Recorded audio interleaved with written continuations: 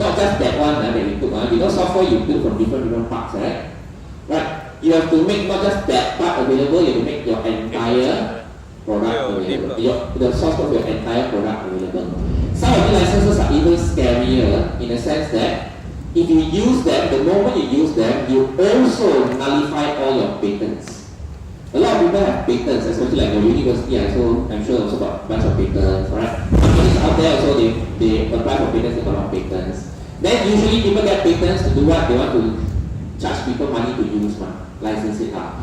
But certain of these open source licenses on this spectrum nullifies your patents. In other words, the moment you take that open source software and you use it in your product, you instantly grant the entire world a license, a free license to use all your patents.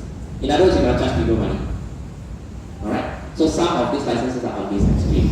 But like I said, it's a spectrum. Alright, there are 100 over licenses to choose from. Some fall into the proprietary friendly one, some is the everything must give away one.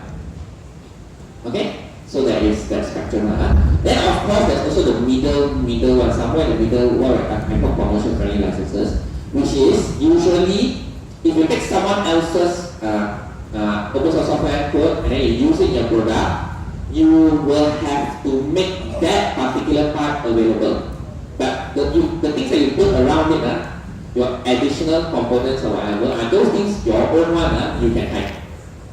But that is somewhere in the middle of the spectrum. Understand that? So on one end you have everything you can hide, on one end nothing you can hide. Then there's also in the middle where certain things you can hide, certain things you cannot hide. Okay? So that's the whole spectrum.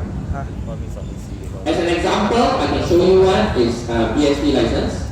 Now BSD license fall onto this end of the spectrum, the one you can hide everything on. BSD license is the license used by Apple.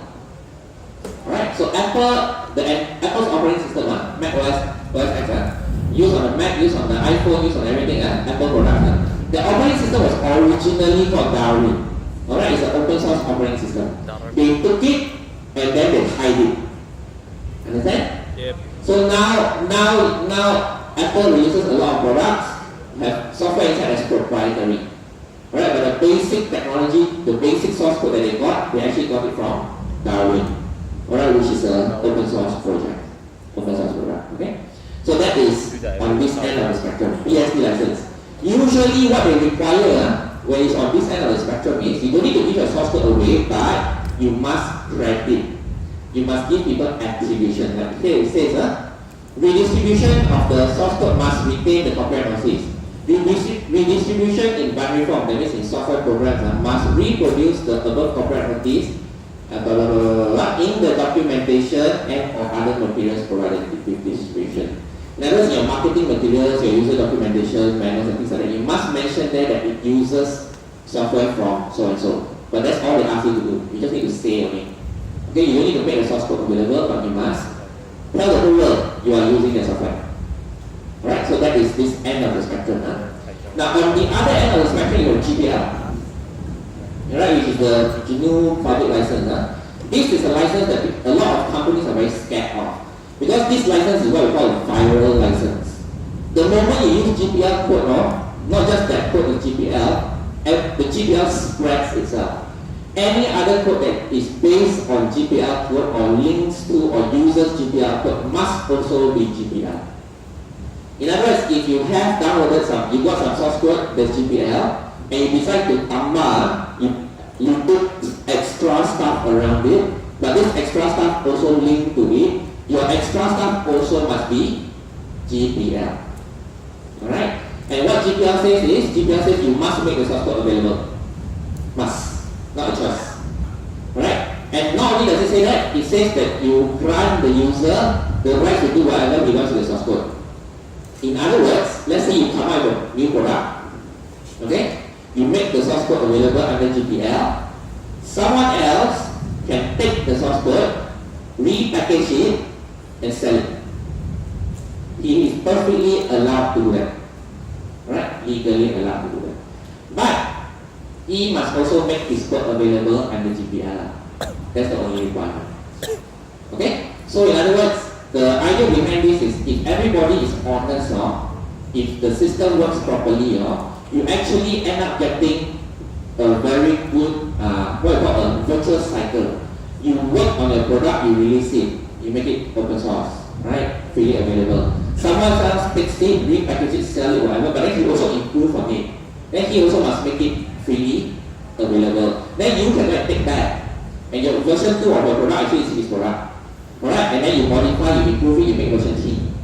Right, even better. So it's actually a virtuous cycle if people follow this properly. It's actually a virtuous cycle. You actually end up with products that are very, very of high quality. An example of a product that uses GPL2, very, very famous product you guys all know is Linux. Alright, Linux. Linux is the operating system that's powering Android. Understand? Alright, the reason why this thing can work so well is because the underlying software inside there has already been improved a lot already. Alright, the quality is actually very high because people have been sharing the code. Okay, when you share, you work together, you get better products. Okay, so basically, there's a bunch of licenses. Like I told you just now, 100 over. Okay, these are just some of the main ones, the major ones. In Android, for example, you will find software that's distributed under GPL. You will find most of the software distributed under ASL, Apache Software License. Certain of the software will be distributed under MIT. Alright, so they got a mixture inside here. Mixture. Alright. And just in case you didn't know this, because the iPhone also uses a lot of open source software that you can actually get the source code for some of your iPhone software, iPhone or Apple software. You can go to opensource.apple.com. Alright, and they actually have to put up the software, the source code also. But they don't tell you, they hide it. Right? They they pretend that it doesn't exist, but it's there. Alright? And if any of you use like certain smart TV or whatever, like I know one is Panasonic, Panasonic shows up. With Panasonic TV, if you have a Panasonic TV at home, LED or LCD one, a modern one, it's actually a computer system. It's actually a microprocessor, memory, software inside. Right? You open the manual, you search the manual, you will find somewhere hidden inside there, probably 4 levels deep, a URL where you can go and download the source code for your television. I have done it before, I know it exists. Right? So it's there, open source software. Now, so some of you may be wondering, in terms of business, how to survive. Right? Especially, I always find this problem in Malaysia because people always confused. People always ask this question. I come up with a product, I build a product. Alright, I give it away, alright, under open source license. The person can do whatever he or she wants to do with it. How am I going to make money? So think about that. Like you think you all now go and steal other people's software, pirated, alright, and you never pay the person money. How the person make money? Think Alright? But just to let you know okay, there are some issues. Number one is the major issue is I give away my secret source how to make money. That's usually the big problem. Now the other issue that people think about is I am smart I take but I don't tell people. I quietly use. Like your assignment you cut and paste other people's code and you just hang it, you pretend that the lecturer don't know. Lecturer know, right? Lecturer knows, lecturer just close one eye and right? You know why? You cut and paste, your friend also cut and paste right? Then the lecturer see you write exactly the same one. And not only you, your senior also cut and paste. Right? Just see the same code, see again and see and sian already. Alright, just pretend to know only. Alright? So what some people think about it, especially locally, they think that I'm going to take open source software and I'm going to use it but hide it. I don't let people know. Okay? Now, some people take this way, the coward way, like, I was so scary one. I take the software, wow, all my other software also GPL, wow, die Then I have to give everything away, die How? Die okay? So these are some of the main issues, especially when I talk to local people. Now, how to make money from this? Just to let you know, can make money. My company is an open source hardware company. You can go online and download all the designs to all our hardware. No problem. It's all available for you. Okay? But you can still make money online. Okay? How to make money? I like to use this example of Red Hat. You know Red Hat? Yes. Red Hat, annual revenue more than $1 billion. Red Hat product free. How to make money? Anybody knows? 捐钱，那个叫什么 Sorry? They rely much on it. Support services. Alright, support services is one way Red Hat makes money. One way, support contracts. Not the only way. Any other ideas? Funding.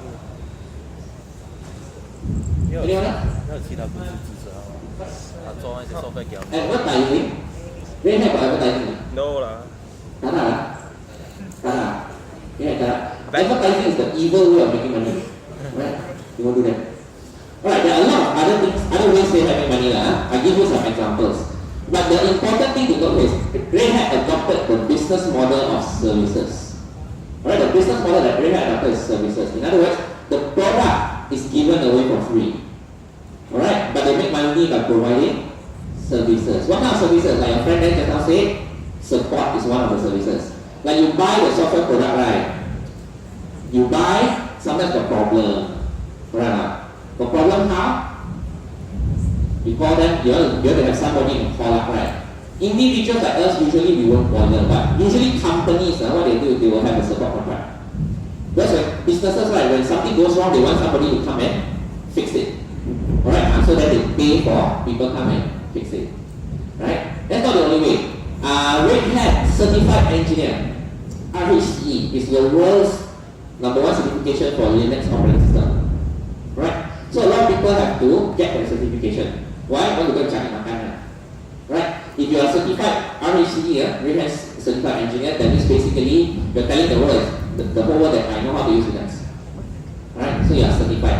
So the certification also make a lot of money on. Right? They provide training. Right? You want to learn, you do attend training lah. After that you take the exam. Exam also not free, you pay money. Right? Also not cheap one. Talking about thousands of US dollars. Alright, so make money. Alright, it's not the only way they make money. There are a lot of other ways to make money, but basically the idea behind it is the same. The product you give away for free, but you make money by providing services on top of it. Okay, good.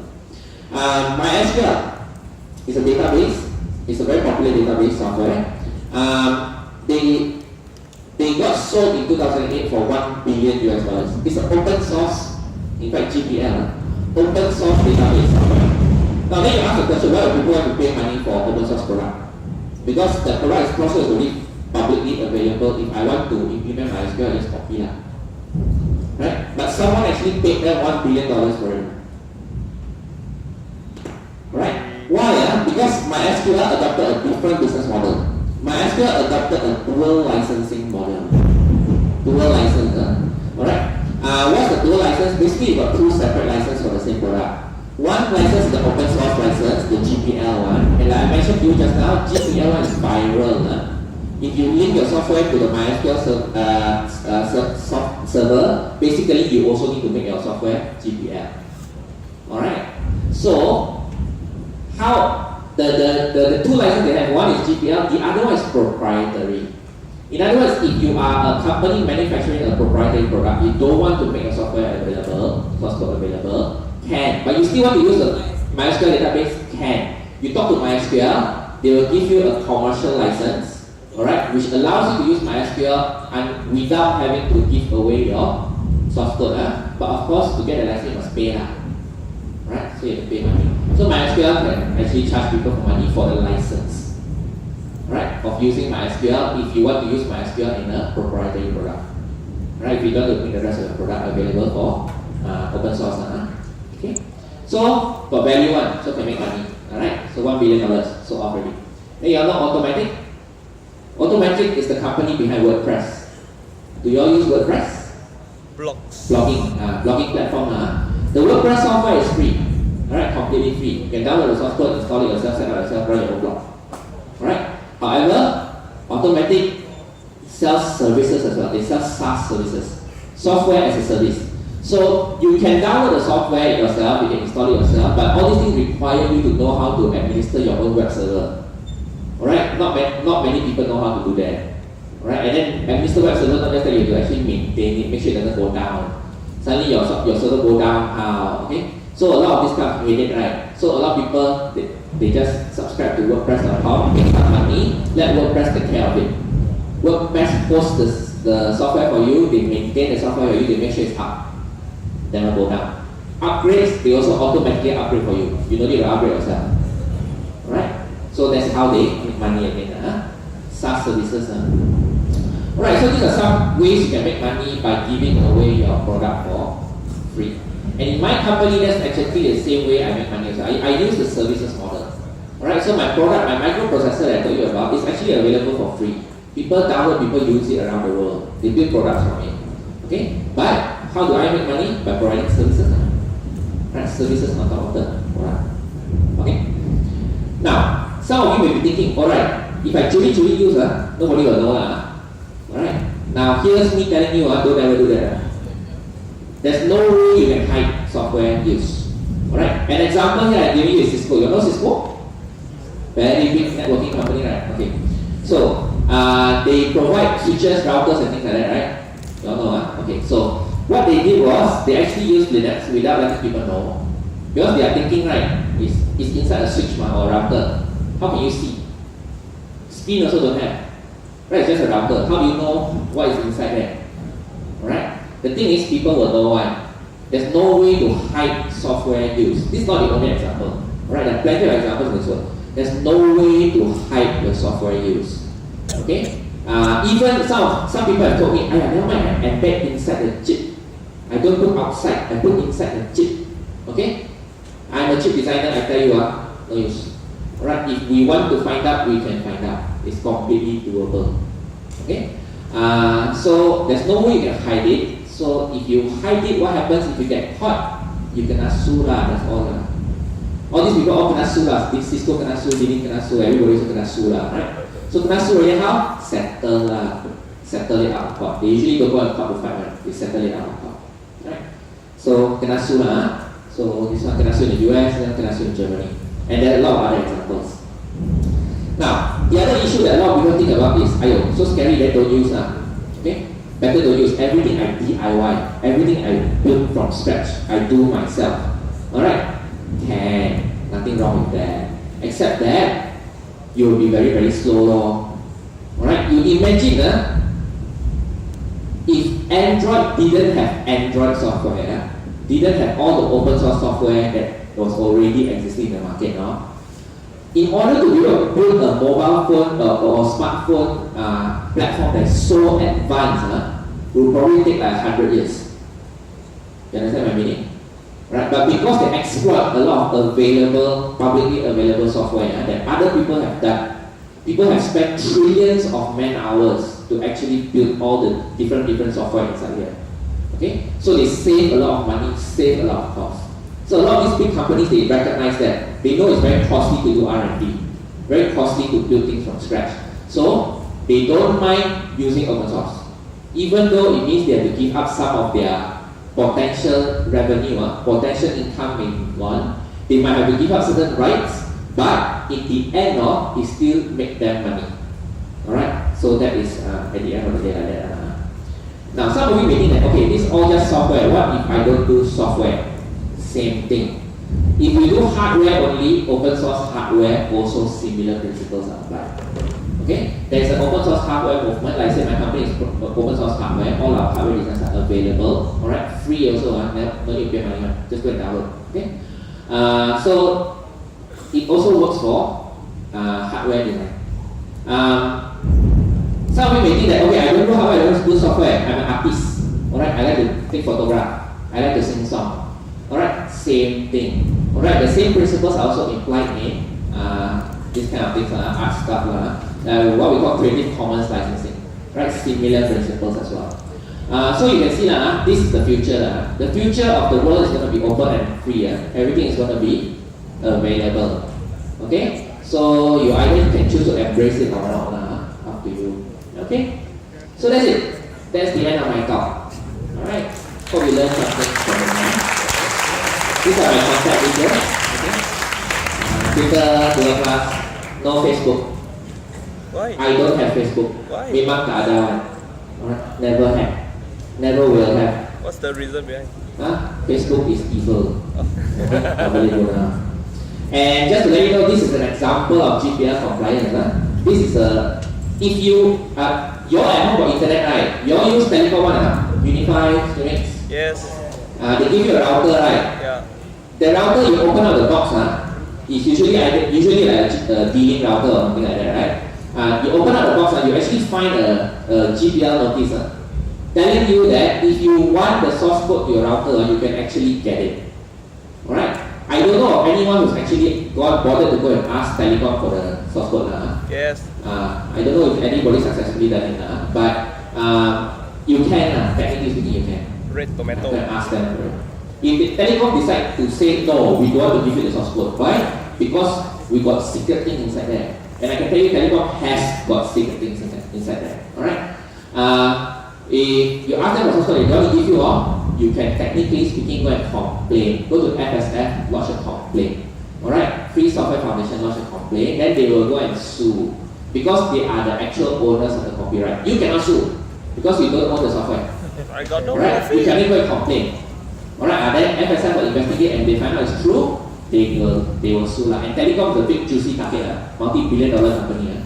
Sue already very juicy. So they will actually do it. Okay. Alright. Do you guys have any questions? 我们去打给那个，他不要给，我们就跟那个 GPL 合作，你输了，然后你翻钱给我，难我呢证据交流。 Excuse me. Hold on. How old are you? Self investigations. 多少？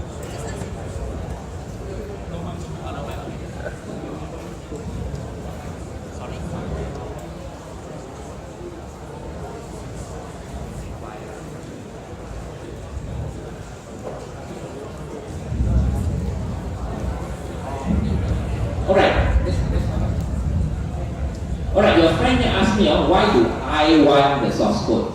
Alright? Like for example, just now I mentioned to you Panasonic TV, you can go search, you get a URL and then download, right? The source code. Now, some of you, my friend here asked me, why do I actually want the source code? Now, I'll answer it in terms of 2 points of view. One is my personal view, one is the general user. Now, in terms of the general user, you can think about it, right? Most people don't even know programming. Correct? Give them the source code also, Useless. no use. Not like they can do anything about it. Correct? Alright. But the issue here is not whether or not they can do anything about it. The issue here is, from a legal standpoint, is whether or not you have any right to do anything about it. Even if you don't know programming, you can learn, number one. You can learn. Number two, you don't know, never mind, you can hire someone else who knows. Alright, let's say for example your television spoiled. Let's say you want to service the television, right? If you have no source code available, how to modify the software? Cannot. You may not know, how to program, but you can ask a friend, right? Also many friends know programming, right? Pay $100 ask him to. No? No need like your friend, right? Belanja makan enough. Right? Belanja him dinner enough, okay? Ask him to tick the bit, maybe your button there will have some extra function. Can. That's the from a legal perspective. That is, if the source code is available to you, you have the right to do it. Whether you want to exercise the right or not is up to you.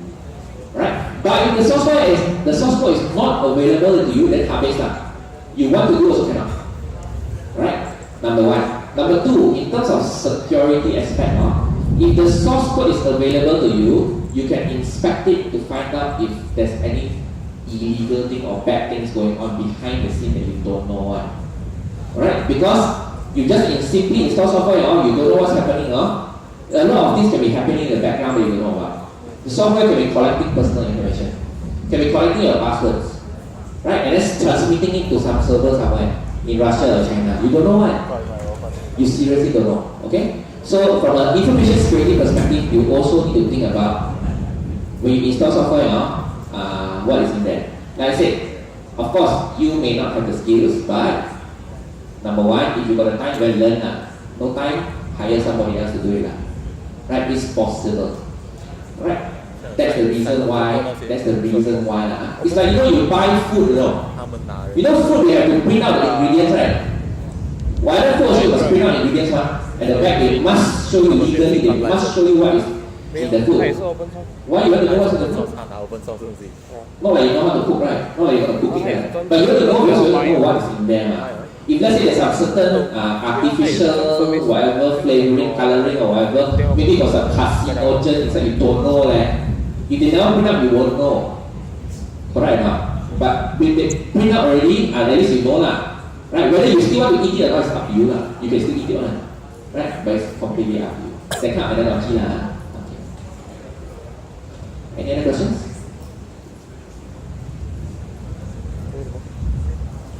What's the monthly revenue of your company? Okay, no more questions? Alright, no more questions anyway. We're done. Will you take me in? Thank you very much. I will submit that's the great.